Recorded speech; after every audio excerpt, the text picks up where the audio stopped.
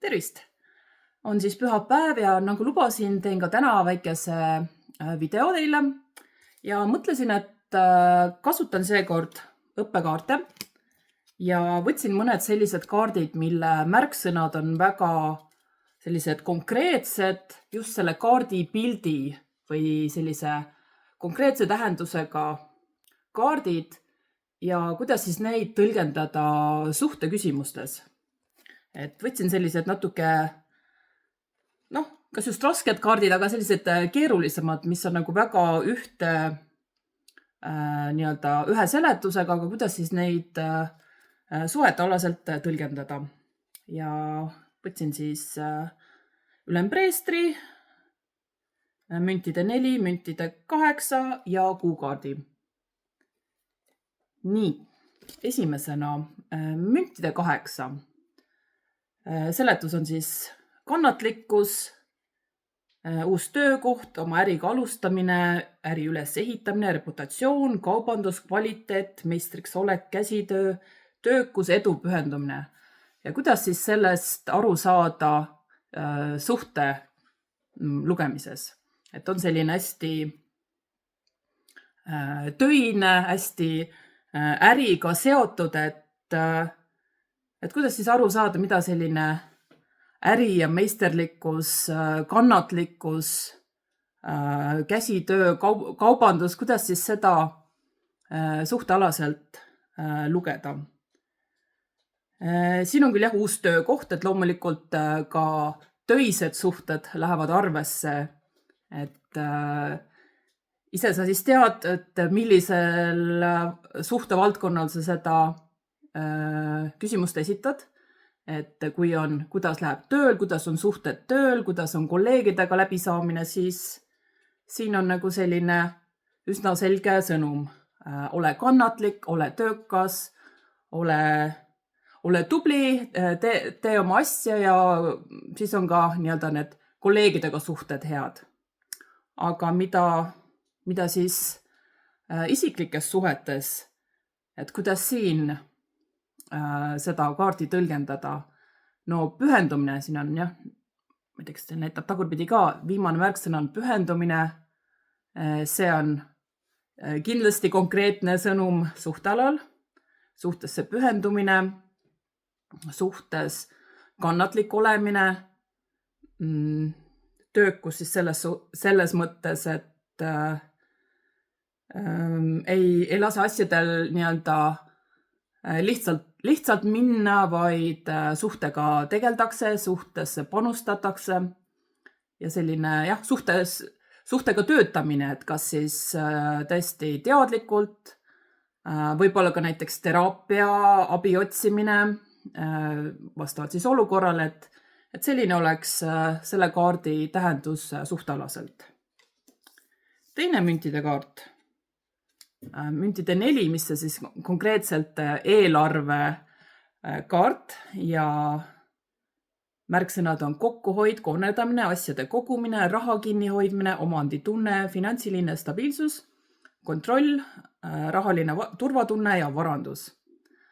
Väga ühte suunda minevad märksõnad, siis eelarve, kokkuhoid, rahaga arvestamine, et kuidas seda siis suhtesse üle kanda? Võibki olla konkreetselt raha teema suhtes. Et kõik need märksõnad, mis on, kas üks partner on kokkuhoidlik ja teine ei ole. Üks tahab korralikult eelarvet pidada, teine tahab laristada ja elu nautida. Ja võib ka olla, kui nüüd rahaline olukord ei ole see teema, siis just selline suhtesse panustamine.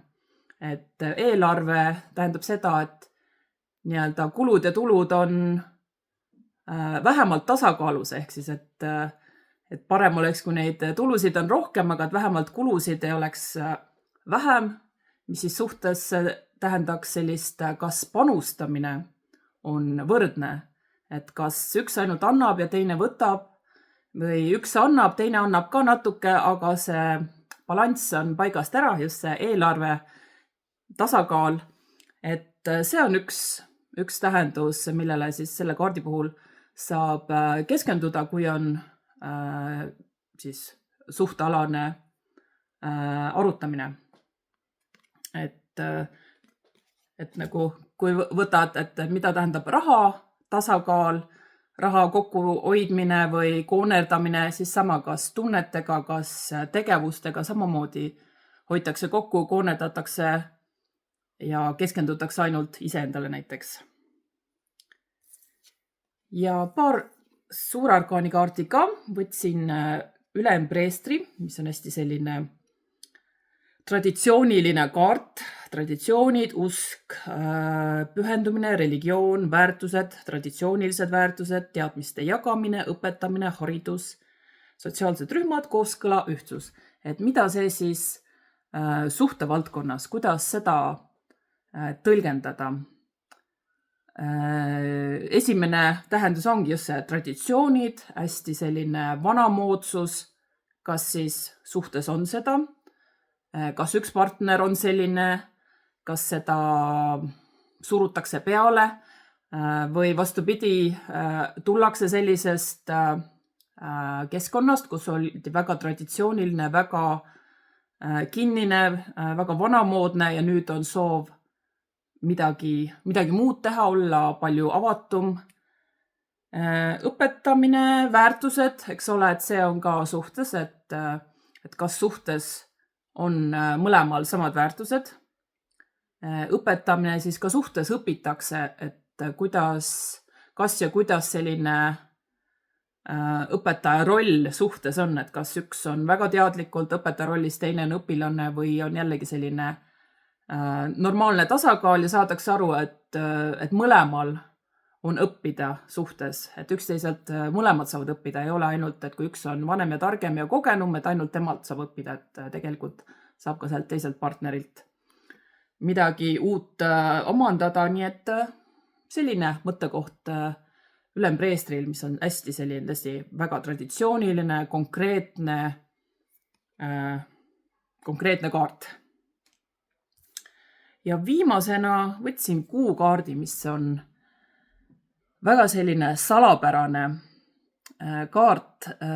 Selle kaardi märksõna on, või see selline tunnuslause on, et ma ei pruugi näha tervet teed, aga mu sisetunne viib mind samm-sammult edasi. Kolmanda silma tšakrat tähistab see kaart. Illusioonid, unenäod, intuitsioon, hirm, ebaselgus, pettus, ärevus, eksiarvamus, alateadvus, ebakindlus ja kriis.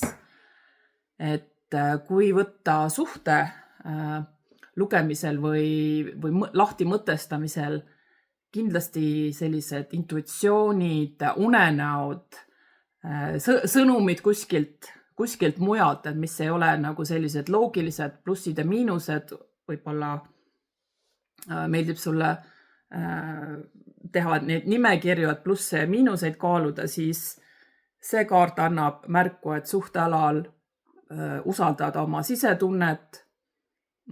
Kui sa mäletad oma unenägusid, siis sealt saad ka sõnumeid, et kas unenägude seletaja järgi või täiesti konkreetsed sõnumid, millest ei ole nagu mitmeti aru saada võimalik, et ongi, et unes keegi sulle ütleb midagi, sa pead midagi tegema, et see on üks võimalik tõlgendamine siis kuukaardil, et just sellised hirmud, alateadvus, mis seal suhtes siis hirme tekitab, kas on mingid hirmud nii-öelda suhtega koos tulnud ja nüüd ketravad edasi, sellised sisemaailma peegeldused, sisemaailma vastused, et tuleb nii-öelda, nagu see oligi, et jah, et ma ei näe tervet teed, aga ma usaldan ennast samm-sammult nii-öelda ka suhtes tuleb usaldada ja mitte ainult sellises romantilises suhtes, ka sõprussuhtes, kolleegidega suheldes, et tuleb lihtsalt usaldada ja kui ikka sisetunne ütleb, et midagi on valesti, siis tasub jällegi ennast kuulata ja enda sisetunnet usaldada, aga kui mingeid märke mitte midagi ei tule kuskilt, siis lihtsalt usalda ja mine asjaga kaasa. Nii et sellised olid tänased kaardid ja tänane väike õpetav lugemine, et kuidas siis selliste märksõnadest aru saada, et kui nad on väga ühesuunalised, et kas on tõesti ainult siin mingi traditsioon, usk, õpetamine, mida see siis tähendab, või on eelarve või töökus, kuidas aru saada. Et see on siis selline väike õpetus ja 2. aprillil algab meil suhtekoolitus ja seal ma samamoodi räägin iga kaardi kohta siis, kuidas nendest märksõnadest aru saada suhte valdkonnas. Nii et keda huvitab, kellel veel neid kaarte ei ole, saab tellida Tarot Akadeemia lehelt ja kes soovib siis kursusega liituda, veel jõuab. Kõige head teile! Tšau!